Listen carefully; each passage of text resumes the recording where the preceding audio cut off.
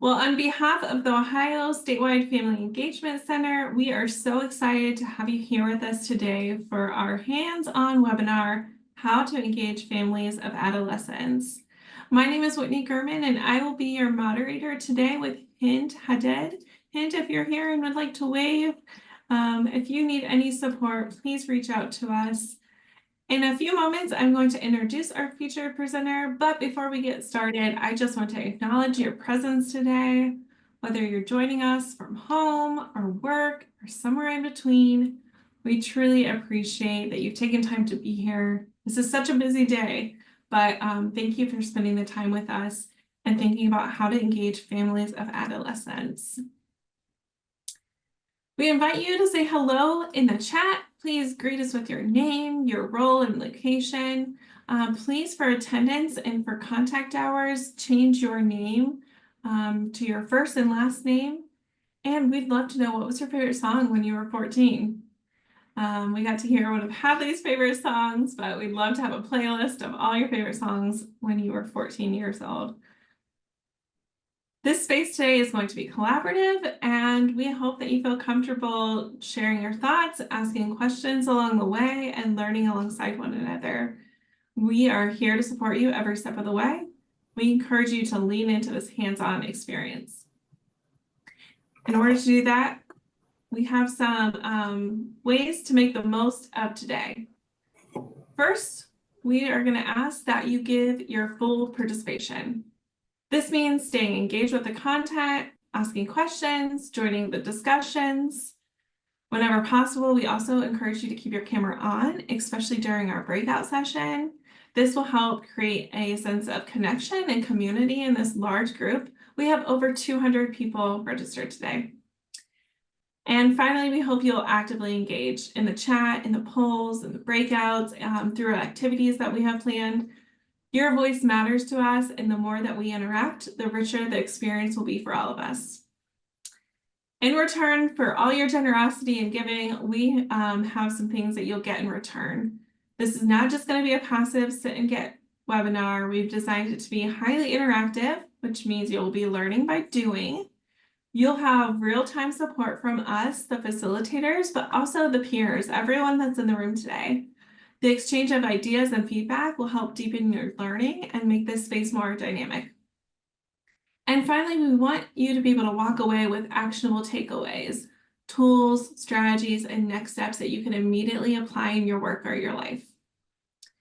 If you do want to receive contact hours for your participation today, make sure to complete the evaluation survey at the end of today's session.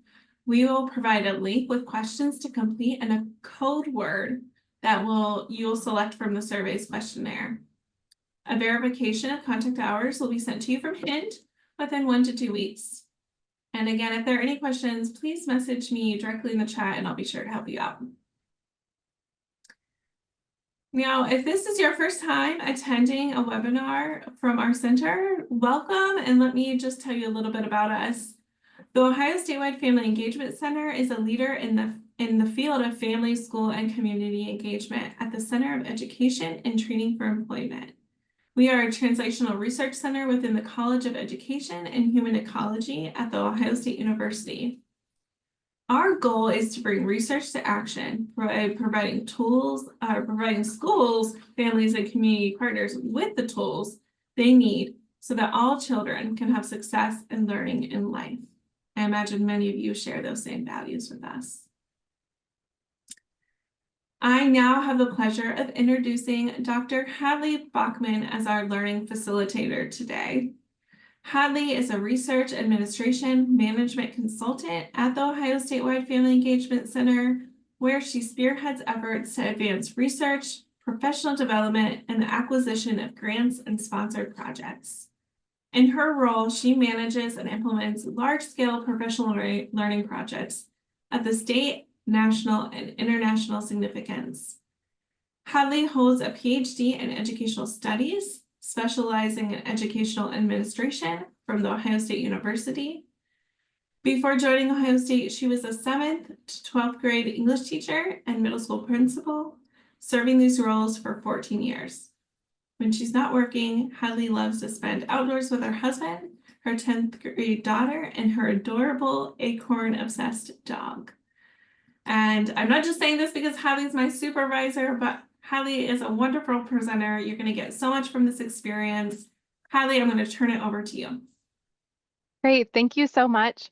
It's so wonderful to see so many of you here with us today, and thank you all for having me. I'm really excited to be here. I saw many of you at the NAFSCI Assembly, and I see many other friendly names and faces that I know from Ohio and other partners, and I'm so glad that you decided to join us today. I want to start today by framing the learning a little bit. So first, here are the guiding questions for our hands-on webinar. I like to use these to get our brains thinking about the essential parts of the learning. So our guiding questions for this session are, what's remarkable about adolescence? So I hope you're all here today because you think adolescents are remarkable.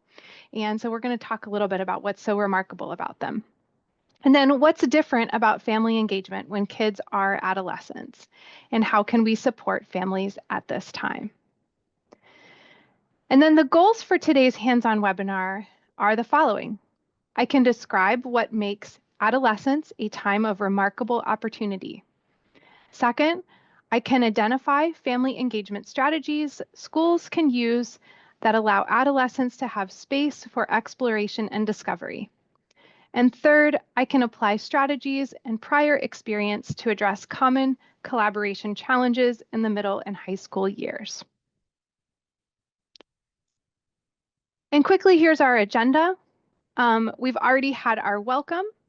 Now I'm going to dig into a little background about adolescence that we've learned from our friends at the Frameworks Institute in Chicago. And then we'll share with you our 9 strategies for engaging families. And then you'll have a chance to apply these strategies in engagement dilemma breakouts. And finally, we'll debrief together as a group. So I want to start by defining the adolescent age. When we refer to adolescence, we are referring to children and teens in middle and high school, or roughly from 5th or 6th grade through 12th grade or early college. As defined by the World Health Organization, adolescence is the phase of life between childhood and adulthood, from ages 10 to 19. So this is different than how we commonly think of adolescence as just like, pimply teenagers, those like teenagers stuck in the middle. We're really thinking about sort of a wider age band there. And it really starts kind of at the end of those elementary school years and goes all the way into college. Adolescence can be framed as this time of remarkable opportunity. So it's not a frustrating time, although sometimes we're frustrated by the adolescence we know.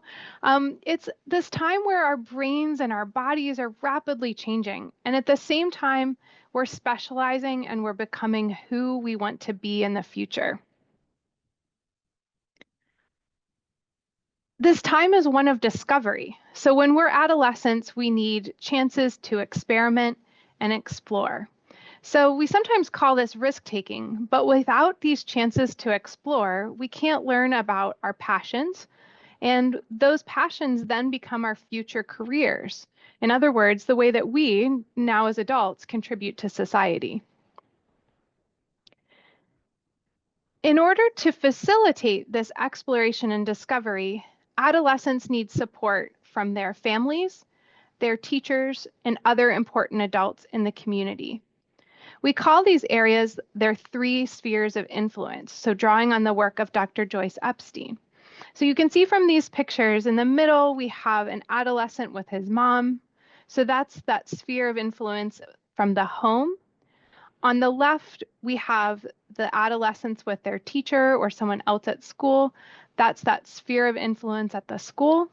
And on the right, we have an adolescent who's at sports practice, so interacting with a coach. And so that's that sphere of influence of the community. And that could be coaches, that could be in music, or the influence of churches or neighbors or other folks that just have that important influence in them. And so Dr. Joyce Epstein talks to us about how what we really want is for those three spheres of influence to overlap as much as possible, for them to be working together as much as possible. And that for kids, that's really important. You know, when our values and our goals for the kids are as much as possible aligned, that helps support the student, the child best. Um, because adolescents, while they do want to have their own identity, their own independence, they need that support from all three spheres of influence so that they're able to explore and to feel safe in order to discover who they're going to be in the future.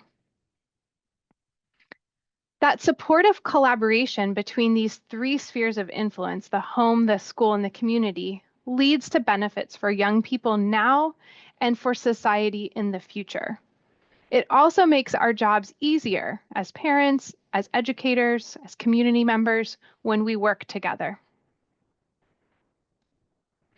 I also want to emphasize with these goofy pictures from my daughter and I, and my own goofy middle school picture that I can't believe I'm sharing with you, that not only do we all love these adolescents we have in our lives now, it's really important to remember that we were all once adolescents ourselves.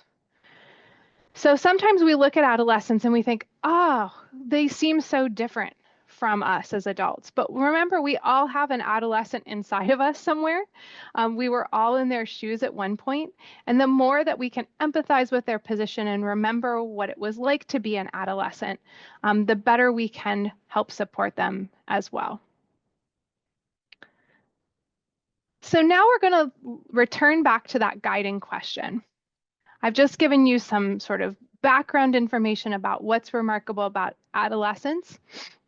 Now we're going to get active, say hello to each other, and join us over on Mentimeter by scanning that QR code or going to menti.com and using the code 11813780 and enter your answer to the guiding question in the form of a news headline.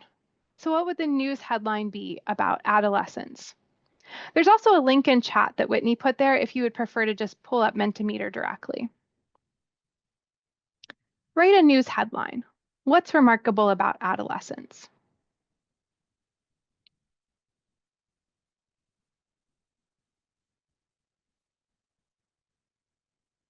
And I'll give a few minutes for people to start putting in some answers.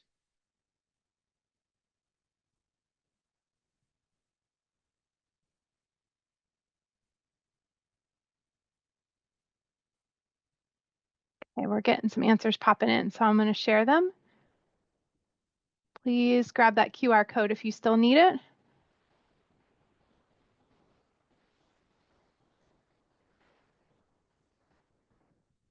Withstanding catastrophic event with a catastrophic event. That is true. Adolescents are going through a big change. Adolescents are resilient in the 21st century. That's so true. They're more resilient than we think they are. Have an adolescent come meet us. Brave souls willing to try anything. Smart. Amazing adolescents brainstorm ideas for world domination. I love it. That really captures the fact that they are going to be our future leaders. And so it's up to us to help support that and shape them into wonderful future leaders. They're full of hopes and dreams. Changes, changes, and more changes. The time of largest brain development outside infancy. Very true. Adolescents are remarkably tech and media savvy and really funny. They are really funny. I love hanging out in a middle school lunchroom and just observing. They're hilarious. Adolescents still don't listen. Or they listen, but then they don't always let us know that they're listening. My adolescent hears me a lot, even if she doesn't make it seem like it at first.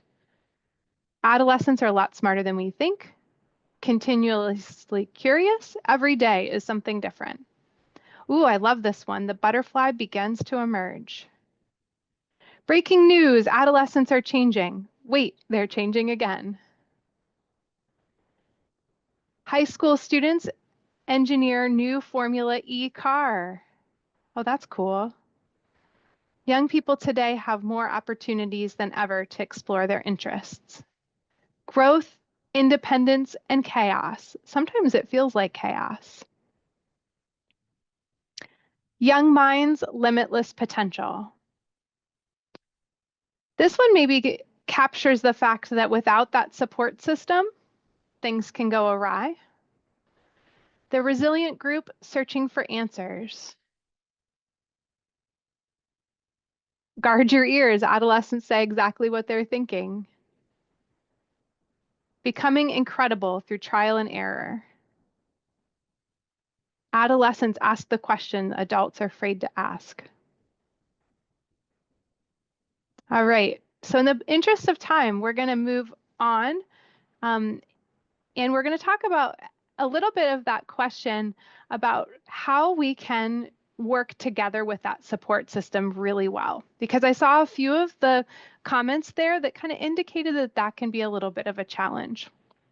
So what makes engaging families of adolescents different than family engagement at the elementary school level? So the adolescent stage poses unique challenges and joys for families supporting their child's education. When early adolescents have several teachers, so this is one of the things that makes it a little bit different. It's harder for families and teachers to develop close relationships with each other. So just think about this change.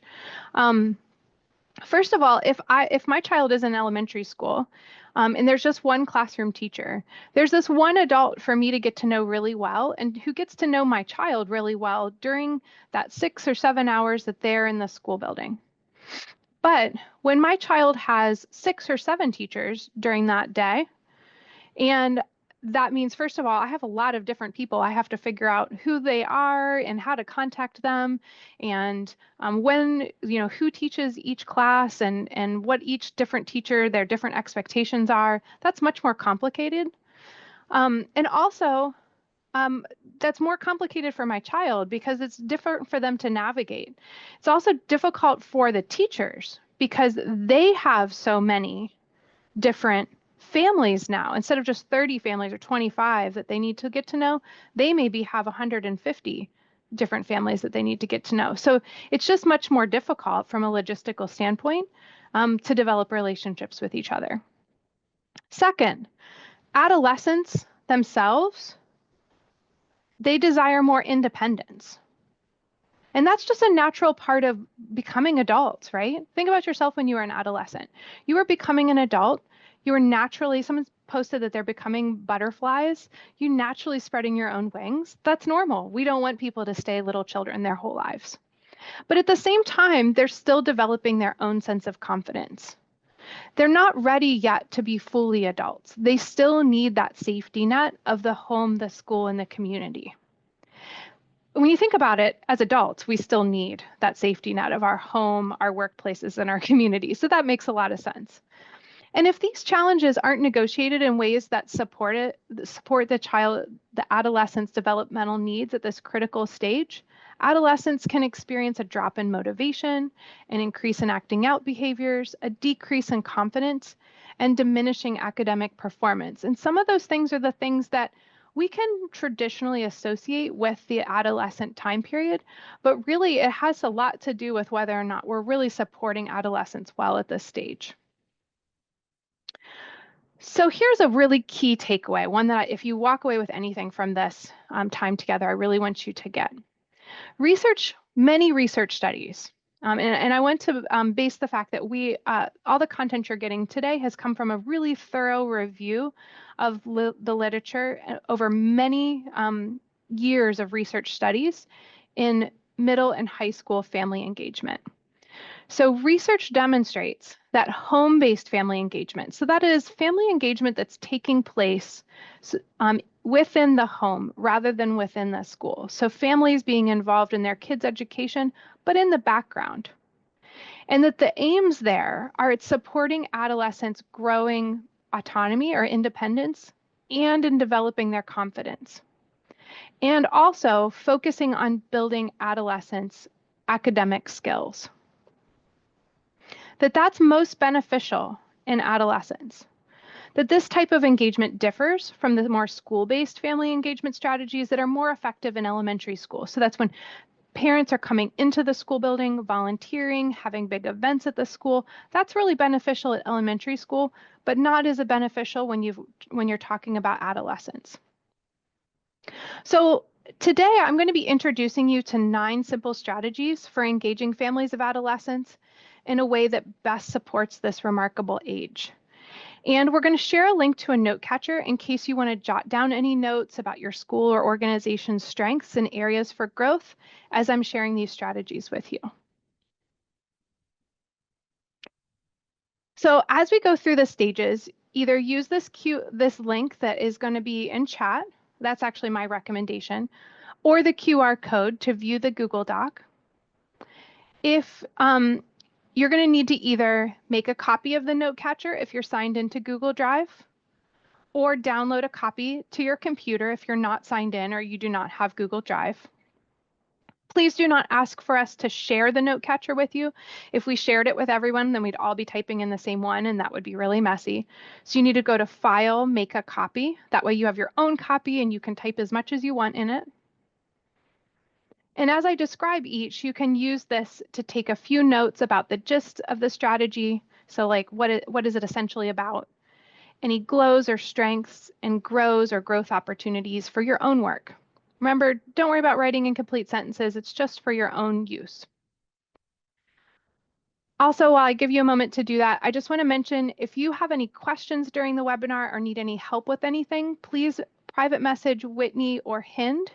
Either one of them can help you, but it'll be difficult for me to help you while I'm facilitating.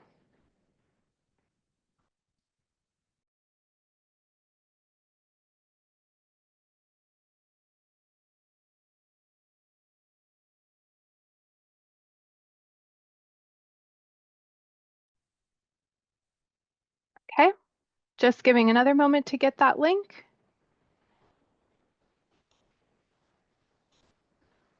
Okay, so now we're going to start talking about the 9 different strategies. Strategy 1 is to promote awareness of the changing developmental needs of early adolescents. So adolescents are exploring their autonomy. They need to understand how their actions are connected to results, and they need to believe that they have the skills necessary for success. To promote effective family engagement, schools can share ideas in accessible ways and in ordinary language on topics related to early adolescent development, such as motivation, conflict management, and developmentally appropriate structures and routines.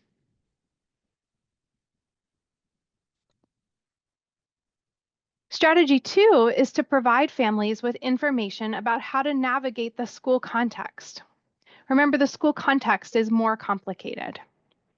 Parents can help students to successfully navigate these more complex educational spaces by developing a shared understanding about the value of academic achievement, by communicating their expectations about academic performance, and by ensuring that their children are utilizing appropriate study skills.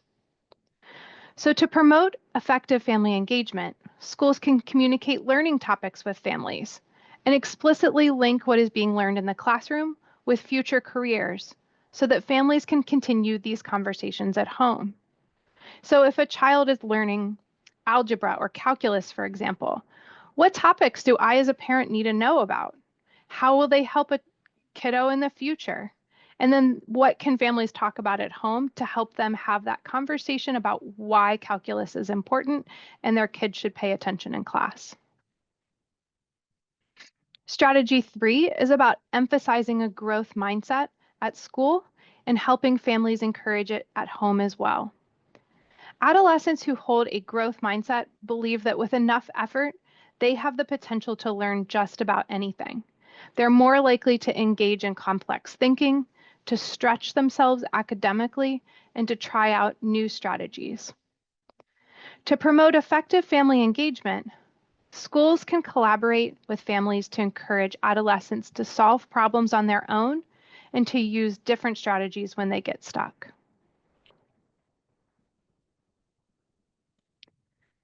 Strategy 4 involves providing families with messages about how kids can improve that are actionable and specific.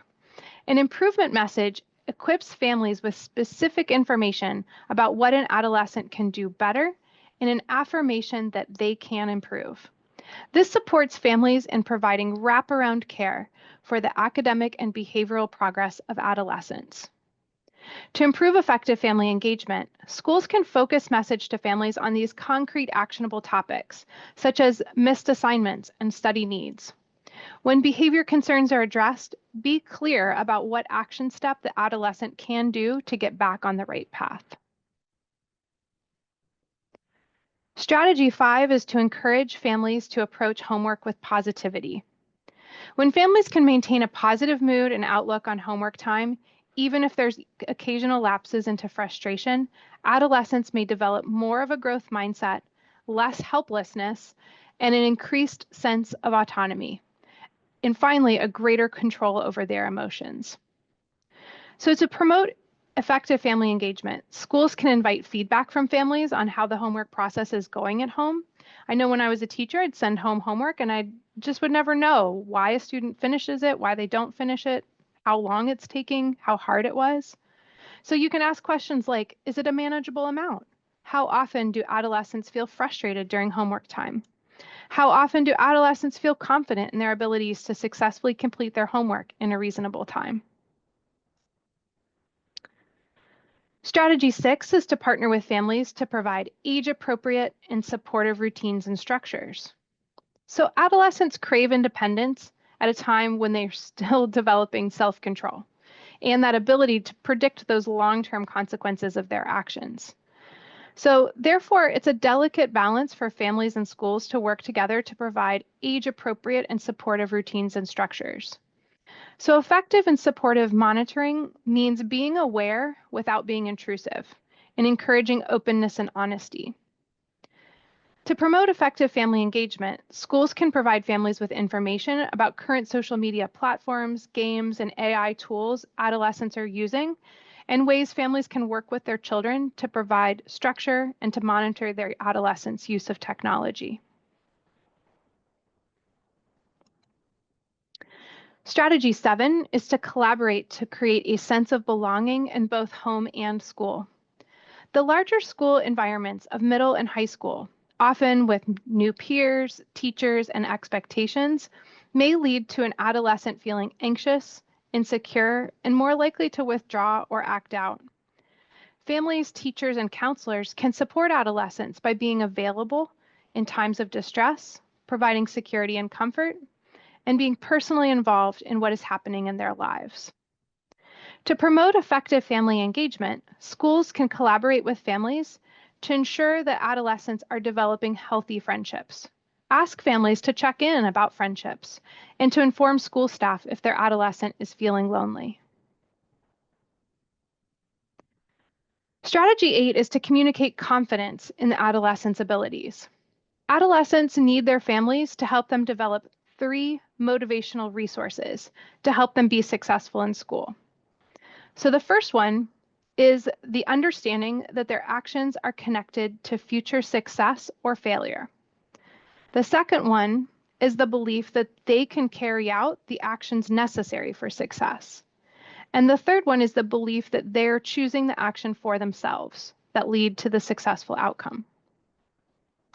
To promote effective family engagement, schools can implement student-led conferences. So using those family-teacher conferences as this opportunity for adolescents to lead the conference and share work that they're proud of and how their work, what they did contributed to this success and how they've grown as a learner. Finally, strategy 9 is to value home-based involvement as the most impactful and developmentally appropriate form of family engagement at this stage. Traditionally, family engagement is thought of as direct involvement on the part of the family with the school through volunteering, contacting teachers, etc.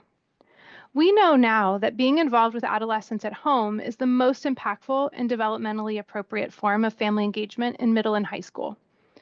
Teachers and counselors can and should help families to understand effective family engagement at this stage. So, to promote effective family engagement, schools can tell families about the value of home based involvement and, more importantly, express appreciation for their sometimes unseen efforts.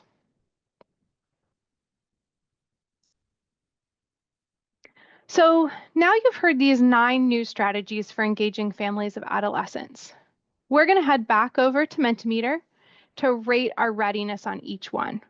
So if you're over on Mentimeter, you're going to have to wait for me to change the slide. I just want to explain how we're going to do this, and then I'll change the slide over there. So we're going to rate them on like a stoplight scale, kind of. Red means you need to stop and think about that strategy, about how you're going to do this. Yellow, or the middle of the slider, means you can move forward, but kind of slowly because you need to be careful. You're not sure how that strategy is going to go for you. And green, or if you drag the slider all the way to the right, it means that you're ready to go. You are like ready to implement that idea, that strategy. You can think of ways to do it. You know who can help you. You've got the resources. You're ready to go. So first we're going to rate the first 4 strategies, and then we'll rate the next 5. Okay, so we're going to head back over to Mentimeter again, and I'll change the slide there. So it automatically has you on red. If you want to slide it to yellow or green, you kind of just drag it over.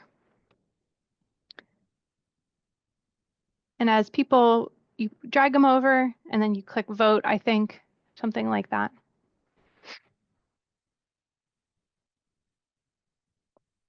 We've got at least one person voting here. And we got a lot of yellow so far.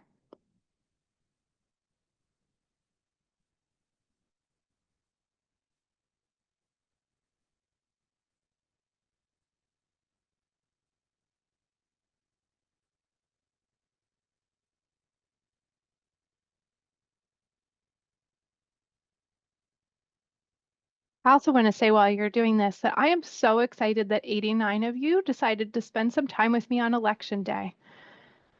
This is really neat. We didn't really think about it being election day when we scheduled it, and maybe that means you have a little extra time in your day.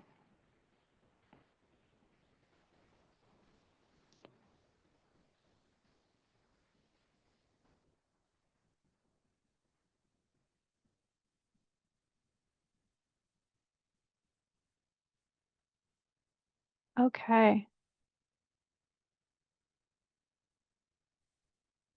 I'm loving seeing the answers come in.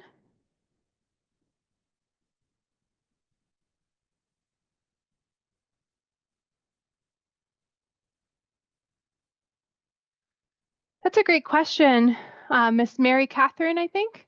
I think that you should answer this from your own perspective. So if you are working on developing future pathways for students, certainly developing transition planning, even if it's not with students with disabilities, for any student, that would necessarily probably involve some family engagement, even if it's occurring in the home. I talk with my daughter a lot about college and careers and things like that. And we know that one of the 4 main ways that families are involved with their kids' education is to talk about aspirations, their values and goals and aspirations. So you can think about how maybe you're a little bit less sure about, for number 2, it might be thinking in your head about providing families with how to navigate that transition.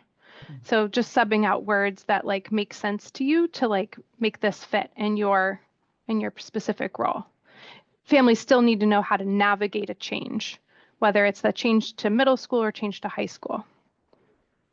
So it looks like we feel most confident of these 4, about growth mindset, which makes a lot of sense because as educators, we've been thinking about growth mindset for a little while now.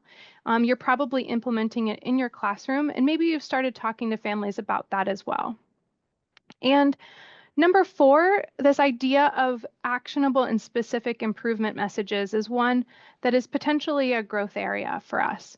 And interestingly, that's one that research has shown that thinking about how can we be both actionable, like what can families actually do, what can students actually do to improve, and really specific, not just every day this adolescent is frustrating in my class, but really specific about what could improve.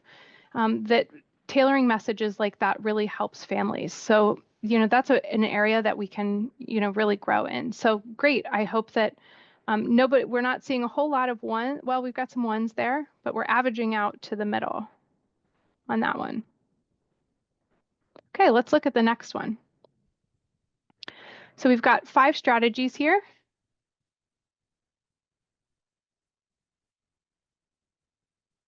Karen, you may need to refresh or close that and then rejoin.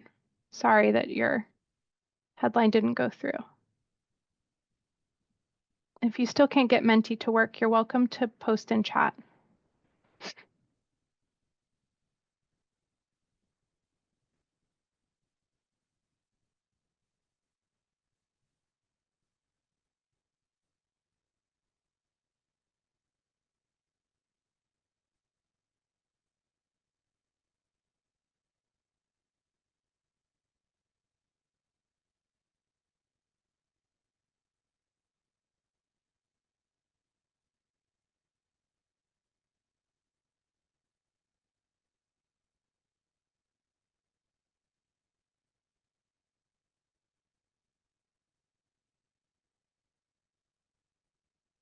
Thanks for pointing that out, Whitney. As people are putting in their answers, I would also say that we will be sharing some resources on the final, like towards the end of this.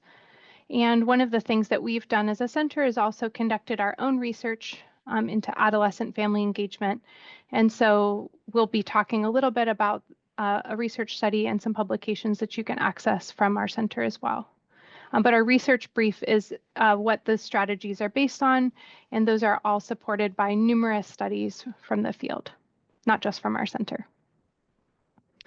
So it looks like here we feel most confident in communicating, modeling confidence in adolescents' abilities.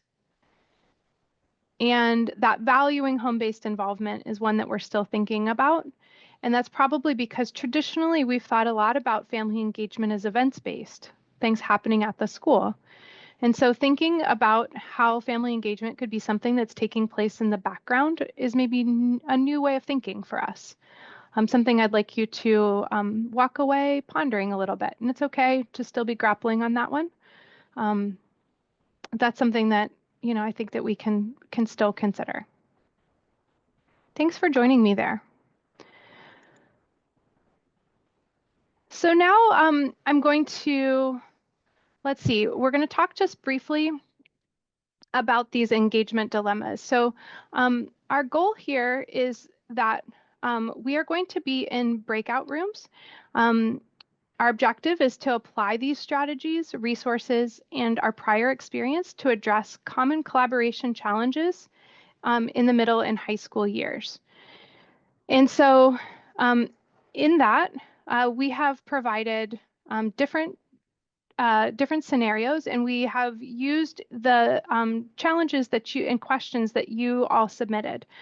So you'll see 4 different options available to you. I believe that I might have a wrong set of slides open here, Whitney, or at least a not saved set of slides. So I need to switch out to different slides for just a moment. So just give me 1 second.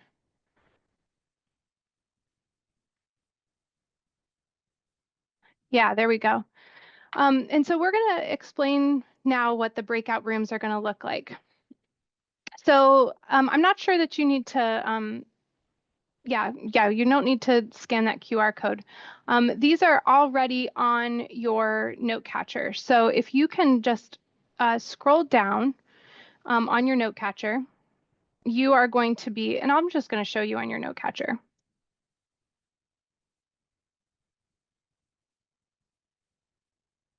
So if you scroll down, you're going to choose one of these scenarios to read. And you'll have about 5 minutes to do that. And then after that time, you'll have a few minutes to just write about how can implementing some of those 9 strategies help solve the challenge posed in this scenario? And what other experience could you also apply? So you'll write about what scenario did you pick? What was the sort of main thing that was the problem? What strategies might help? And what else could help? And then we'll have you join breakout rooms and we'll give you some instructions about that before you head out. So your 4 different scenarios to pick from include a scenario around communication barriers between home and school, a scenario about supporting students with disabilities, a scenario about family engagement event attendance, and a scenario about educator mindsets. And again, these were submitted by you all, and we picked ones that had multiple people who submitted that scenario in either their challenges or in their questions. Okay, so let's take 5 minutes and we will read and work on writing about that real life challenge.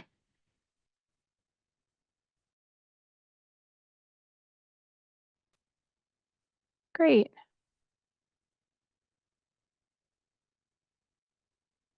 Thanks so much.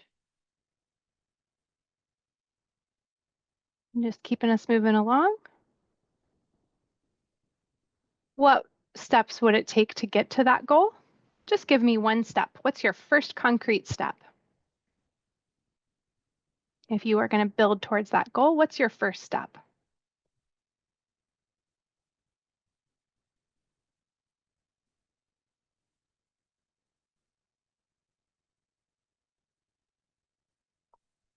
Great.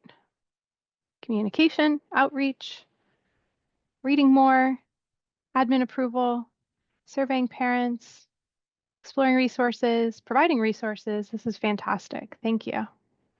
Collecting feedback. Great.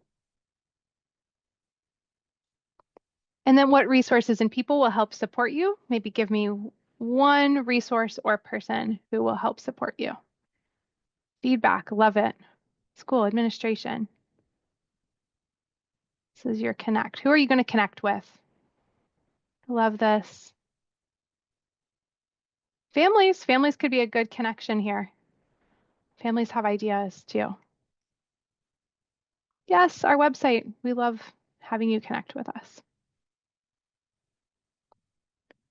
Great, great. I don't want to hold you too late, so I'm going to turn things back over to Whitney.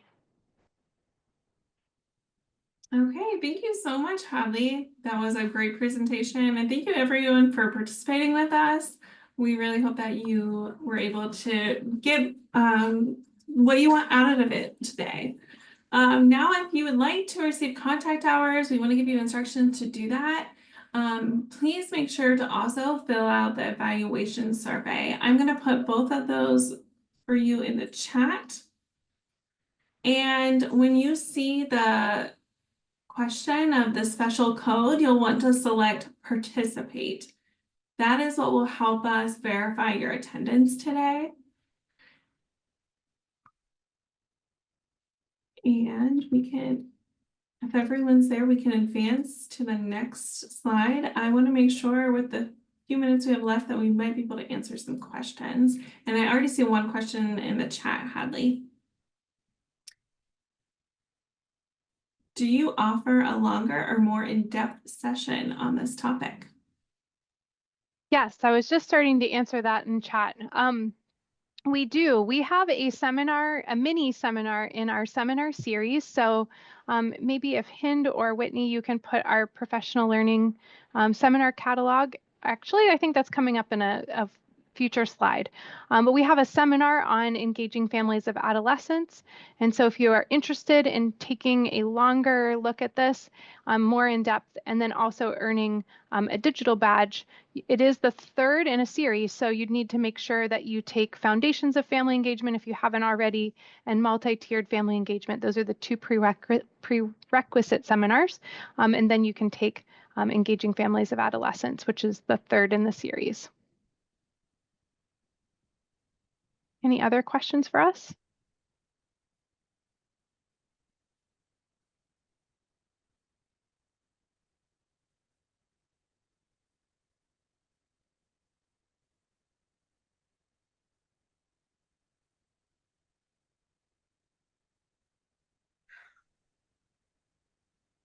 Okay, well, if you've enjoyed today's webinar, I hope you keep an eye out for the other webinars that we have planned in this series. Some are on attendance. We have one beginning in February on how to engage multilingual families. This is actually a part 2. The recording of part 1 is on our website. And as Hadley mentioned, we also offer professional learning year-round through our seminar catalog. This catalog includes seminars for individual professionals. It also includes our foundations course, which is really popular and is offered in February. In April, we offer multi-tiered family engagement, and then we will have subsequent seminars running through July of 2025. We're excited to announce these new digital badges that are awarded to participants and contact hours for educators. That concludes our webinar today, but we can certainly stick around. I see one hand raised and we want to answer your question, Mary. Feel free to come off mute. Yeah, I am actually off mute. Well, hey, quickly, I was going through this Qualtrics thing as a little note, and it says title of the webinar. And unfortunately, you guys don't have the right.